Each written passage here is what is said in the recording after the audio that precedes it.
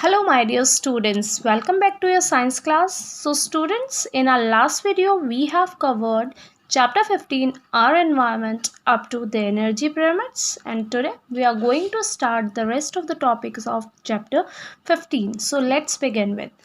Now our next topic is ozone. What is ozone? It's a very important part, and this topic is also very important for the point of view of board examination. So listen it carefully. What is ozone? Ozone is a molecule formed by 3 oxygen atoms. 3 oxygen atom से मिलकर के जो oxygen का molecule बनता है that is called the ozone. उसे हम ozone कहते हैं. Okay, now this ozone gas is means you know that the oxygen gas is very essential.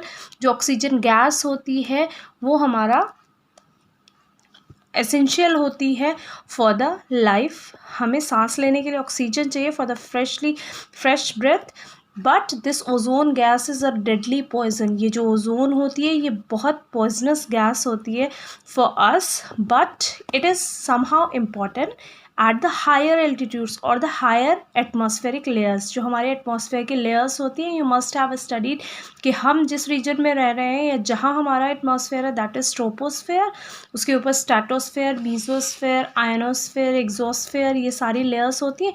तो ये जो स्ट्रेटोस्फेयर लेयर होती है वहाँ पर ये ओजोन गैस जो होती है एक्यूमुलेट हो जाती है, and a layer of the ozone gas is formed there in the stratosphere region. और वहाँ पर this ozone gas is very important. Why? Because this ozone gas is responsible for preventing the entry of ultraviolet radiations. जो हमारा सन है it emits 2 type of radiation. सन से 2 तरीके की radiations निकलती हैं, in fact 3, but the radiations are the ultraviolet radiations निकलती हैं, इंफ्रारेड रेडिएशंस निकलती हैं. और ये जो अल्ट्रावायलेट रेडिएशंस होती हैं, these ultraviolet radiations are harmful for us, whereas the infrared radiations are responsible for the heating. जितनी भी हीटिंग सन की वजह से हो रही है वो किससे हो रही है? इंफ्रारेड रेडिएशन से हो रही है सन की. बट ये जो अल्ट्रावायलेट रेडिएशंस हैं these are harmful for us, for the human beings, for the animals as well as for the plants. जैसे ही ये हमारे अर्थ के एटमॉस्फेयर में एंटर करती है ये बहुत सारी dangerous diseases like cancers spread कर सकती है ह्यूमन बींग्स में. सो अल्ट्रावायलेट रेडिएशंस क्या करती हैं? दिस ओजोन लेयर क्या करती है? It stops these ultraviolet radiations from entering the earth atmosphere. Earth के एटमॉस्फेयर में इन अल्ट्रावायलेट रेडिएशंस को आने से जो रोकता है that is called the ozone layer. तो व्हाट इज द फंक्शन और importance of ozone layer? Ozone protects the earth from harmful ultraviolet radiations of the sun which if enters, अगर वो एंटर कर गई, may cause many dangerous diseases in human beings like the skin cancers. Now we will talk about the formation of ozone. कि ये जो ozone होती है, how this ozone is formed. So ozone कैसे फॉर्म होती है?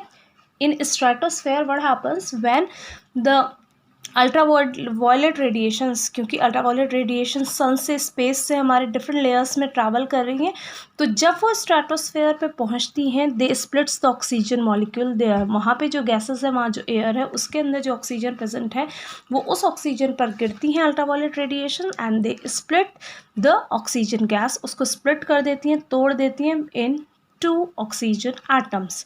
These 2 oxygen atoms, then one of them combines with one molecule of the oxygen gas and forms O3 और the ozone gas. क्या होता है? पहले जो ऑक्सीजन गैस है हमारी, what is it symbol? That is O2. उस पर जब अल्ट्रावायलेट रेडिएशंस पड़ती हैं तो वो उसको इतनी पावरफुल होती हैं कि ऑक्सीजन के मॉलिक्यूल को ब्रेक कर देती हैं. और ब्रेक करके, क्योंकि 2 मॉलिक्यूल के, ये जो मॉलिक्यूल होता है ऑक्सीजन का ये 2 एटम से बना है, तो उन्हीं 2 एटम में वो ब्रेक हो जाता है, एटॉमिक ऑक्सीजन बन जाती है. What happens in the second step? Again most of the oxygen is there. वहाँ पे ऑक्सीजन और भी तो है, कुछ तो इसने स्प्लिट कर दिया, बट कंटिन्यूसली जो ऑक्सीजन आ रही है वो इसके साथ डायरेक्टली कंबाइन हो जाती है. Then what happens? Ozone gas is formed. और ये गैस जब बहुत ज़्यादा अमाउंट में हो जाती है तो एक लेयर बना देती है. Okay, but these days due to some human activities this layer is getting depleted. So what's the meaning of ozone depletion? The thinning of the ozone layer or making of a hole in it is called the ozone depletion. Ozone layer का पतला होना, thin होना, ख़त्म होते चले जाना या फिर उसके अंदर होल्स की प्रेजेंस होना ही ओजोन डिप्लीशन कहलाता है। Now we will talk about the causes of the ozone depletion. Now see, the first cause of the ozone depletion is excessive use of chlorofluorocarbons. What are chlorofluorocarbons? ये वो compounds होते हैं जो chlorine, fluorine और carbon से बने हुए होते हैं and these compounds are generally used in the refrigerator compressors, AC में, रेफ्रिजरेशन में, और जो आपकी ये स्प्रे बॉटल्स होती हैं या फिर परफ्यूम्स होते हैं उनके अंदर जो कंप्रेसिंग कंपाउंड डाला जाता है that is CFC of chlorofluorocarbons. और आप देख रहे हो कि इसका कितना एक्सेसिव यूज़ हो रहा है आजकल। And when we use these harmful chemicals at a very fast rate then what happens, the ozone layer gets depleted, क्योंकि ऊपर जाके ये जो क्लोरीन होती है जब ओजोन गैस के साथ कंबाइन करती है तो क्लोरेट्स बना लेती है उसके, and that are responsible for the thinning और the holes of the ozone layer. Second one is the forest fires, जो आग लगाई जाती है फॉरेस्ट में आफ्टर द हार्वेस्टिंग पर्पस। जब कटिंग हार्वेस्टिंग हो जाती है फील्ड्स में तो वहाँ पे आग लगाई जाती है फॉरेस्ट में, अगर वो एक्सेस में हो जाती है क्योंकि वहाँ पे नाइट्रोजन ज़्यादा अमाउंट में प्रेजेंट है, जो नीचे थोड़े क्रॉप्स रह जाते हैं वो जलाए जाते हैं। तो वो जो क्रॉप्स होते हैं उनके अंदर नाइट्रोजन प्रेजेंट होती है and when it burns it forms the NO2, nitrous oxides बना लेती है वो, नाइट्रोजन डाइऑक्साइड बना लेती है। That when goes to the atmosphere it causes the depletion of ozone layer. The third one is excessive use of fossil fuel. ऐसे ही fossil fuels जब बर्न होते हैं तब भी हमारी सल्फर डाइऑक्साइड और कार्बन डाइऑक्साइड ये गैसेस निकलती हैं and these are also responsible for the depletion और thinning of the ozone layer. Okay, now we will talk about the harmful effects of the ozone depletion. ये जो ozone deplete हो रही है, ख़राब हो रही है, थिन हो रही है, तो what are its harmful effects? इसके हमारे पे क्या हार्मफुल इफेक्ट्स पड़ सकते हैं? तो first one is it causes skin cancers. हमारे जो स्किन कैंसर्स होते हैं वो किसकी वजह से हो रहे हैं? ओजोन लेयर के अर्थ एटमॉस्फेयर में एंट्री की वजह से। अब जब ओजोन लेयर थिन हो जाएगी या फिर उसमें होल्स हो जाएंगे तो वहाँ से अल्ट्रावायलेट रेडिएशंस की एंट्री हो जाएगी एटमॉस्फेयर में, और जब अल्ट्रावायलेट रेडिएशंस की एंट्री हो जाएगी वो हमारी स्किन के ऊपर पड़ेंगे तो वहाँ पे स्किन कैंसर्स उससे हो सकते हैं। There is a irritation in the eyes और the eye flu. Eye flu आपने सुना है, आई फ्लू हो जाता है या फिर आइज़ में इरिटेशन होती है। आँख की बहुत सारी डिजीज़ेस जो होती हैं वो ओजोन लेयर के एंट्री की वजह से होती हैं। डेथ ऑफ द फीटस, जो मदर बॉडी के अंदर एम्ब्रियो, डेवलप्ड एम्ब्रियो होता है that is called the foetus that you have studied in your reproduction chapter. Then this foetus dies inside the mother's body, वो वहीं पे किल हो जाता है। क्यों? क्योंकि अल्ट्रावायलेट रेडिएशंस मदर्स बॉडी में एंटर करके फीटस पे पड़ती हैं तो वो फीटस जो होता है इतना डेवलप्ड नहीं होता है और ये रेज बहुत हार्मफुल होती हैं। Then the death of the foetus can take place with this. Now it causes the cataract. Cataract क्या होता है? मोतियाबिंद। आँख के ऊपर जो आईलेंस होता है हमारा उसके ऊपर एक क्लाउडी लेयर डेवलप हो जाती है, वो भी ओजोन लेयर के पड़ने से होती है हमारी आँख पर। Okay, so these were the harmful effects of ozone depletion. Now we have its prevention. How can we prevent the depletion of ozone layer? So obviously we can use less amount of CFC। जो CFC नुकसान पहुंचा रहे हैं, ozone layer को deplete कर रहे हैं, हम उनका कम से कम यूज़ अगर करें तो we can prevent the depletion of the ozone layer. The second one is use less fossil fuels. जितने भी फॉसिल फ्यूल्स आप यूज़ कर रहे हो, वेदर इट्स पेट्रोल, डीजल और anything, we should use in a less amount. हमें उसका जो अमाउंट है वो कम रखना चाहिए। कैसे कम रख सकते हैं हम? We can walk wherever possible, जहाँ तक हो सके पैदल जा सकते हैं हम। वी कैन यूज़ साइकिल का यूज़ कर सकते हैं हम। बाइक, स्कूटर्स ना ले करके, स्कूटी ना चला करके हम साइकिल का यूज़ कर सकते हैं। जहाँ तक पॉसिबल हो हम पैदल चल सकते हैं। इससे क्या होगा? फॉसिल फ्यूल, डीजल, पेट्रोल कम यूज़ होंगे and ozone will deplete at a lower rate. Check forest fires. जो ये फॉरेस्ट फायर्स होती है उन पे एक चेक होना चाहिए ताकि ज़्यादा पोल्यूशन वो ना करें। Now we have the government role. Government ने क्या किया है? जो गवर्नमेंट है उसने ये डिसाइड किया है कि जो 1986 में जो ओजोन का लेवल था दैट वाज वेरी गुड, और 1986 के बाद ओजोन जो है वो थिन होना स्टार्ट हो गई है, होल बनना शुरू हो गया है। तो गवर्नमेंट ने डिसाइड किया है कि ओजोन के डिप्लीशन को कम करना है और ओजोन की जो लेयर की थिकनेस है वो कहाँ तक बढ़ा देनी है? जहाँ वो 1986 में थी, क्योंकि उस टाइम पर स्किन कैंसर्स वगैरह were not easily present or seen in the human beings. Okay, so government ने क्या किया, government suggested use of HFCs. HFC क्या होता है, हाइड्रोफ्लोरोकार्बन्स.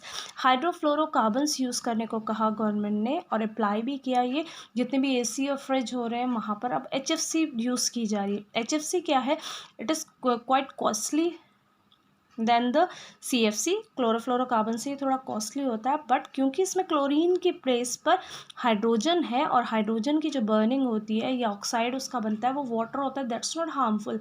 तो इसीलिए यहाँ से क्या होता है, आपका लेस पॉइजनस केमिकल रिलीज होता है, और ये हाइड्रोफ्लोरोकार्बन जो होता है ये ओजोन लेयर को डिप्लीट नहीं करता है. Eco friendly AC, eco friendly fridges आपने सुना होगा, रेफ्रिजरेटर्स, उनमें HFC ही यूज़ होता है. Okay, now our next topic is garbage. Garbage क्या होता है, garbage is the solid waste, और the solid waste is called garbage. जो हमारे घरों में solid waste होता है उसको कहा जाता है garbage. अब वो चाहे पेपर है, पॉलीथीन बैग्स है, anything is there जो भी solid form में है उसको garbage बोलेंगे, and we use to dispose them in the dustbins. Okay, now we have waste for disposal of garbage को प्रॉपर प्लेस पे डिस्पोज करना ज़रूरी है, otherwise this garbage disposal can create a serious problem for us. जो हमारा atmosphere है उसको ये पोल्यूट कर सकता है अगर हम इसको प्रॉपरली डिस्पोज नहीं करेंगे. So let's see the ways. The first one is making compost. आप कंपोस्ट बना सकते हैं, खाद बना सकते हैं. गार्बेज को कलेक्ट कीजिए कंपोस्ट बिन में, एक गड्ढा खोद करके वहाँ पे डेली अपना सॉलिड वेस्ट डिस्पोज करिए. After and cover it with some pit cover. Pit cover पे से कवर करने से क्या होगा, एनारोबिक रेस्पिरेशन वहाँ पर होगी, और जितना भी गार्बेज है that will be converted in the compost और manure, and that can be use for making the soil fertile. वो वहाँ यूज़ हो सकता है. आपका गार्बेज भी डिस्पोज हो गया, और हमें एक मैन्योर कंपोस्ट ऐसी मिल गई जो कि हमारी सॉइल को फर्टाइल बना सकती है. एक नेचुरल फर्टिलाइज़र हमें मिल जाता है इससे. The second one is incineration. Second process होती है incineration. What is the meaning of incineration, the process of burning garbage eight a very high temperature that is more than 1000 degree C. 1000 degree Celsius से ज़्यादा temperature पर अगर हम garbage को burn करेंगे in the separate incineration furnaces आती हैं इसके लिए, जिसमें बर्न किया जाता है 1000 डिग्री पर, और उससे क्या होता है, that releases no harmful gas. वहाँ से कोई हार्मफुल गैस नहीं निकलती, क्योंकि इतने हाई टेम्परेचर पे डायरेक्टली जो बर्निंग होती है वो ऐश, राख में कन्वर्ट हो जाती है, कोई गैस रिलीज़ नहीं करती. आपने देखा जब बहुत हाई टेम्परेचर पे या वुड हमारी प्रॉपर होती है तो वहाँ से गैसेस रिलीज़ नहीं होती जब वो अच्छे से बर्न होती है, और जब वो धीरे धीरे इनकम्प्लीट कंबस्शन करती है तो वहाँ से हार्मफुल गैसेस रिलीज़ होती हैं. तो incineration can also be done. Now we have the third one, that is landfills. Landfill क्या होता है, the process of disposing waste in the low lying area and covered it with soil. क्या करते हैं, dispose करते हैं waste को low lying areas में, माउंटेन्स से नीचे की तरफ, and covered with soil, soil से कवर कर देते हैं, उसी को ही लैंडफिल कहते हैं. इससे क्या होता है, वो वेस्ट कवर अप हो जाता है, पोल्यूट नहीं करता है एनवायरनमेंट को, और वो धीरे धीरे डिकम्पोज होना स्टार्ट हो जाता है. Now we have the fourth one, that is recycling. जो हमारा वेस्ट होता है, that old waste can be recycled. वो रिसाइकलिंग के लिए दे दिया जा सकता है, और उससे new things can be made. So these were the ways to dispose garbage, and with this our chapter 15 has been completed. our environment जो हमारा चैप्टर है उसकी explanation complete हो गई है, and in the next video we are going to solve the question answers of this chapter. Till then, have a very wonderful day ahead.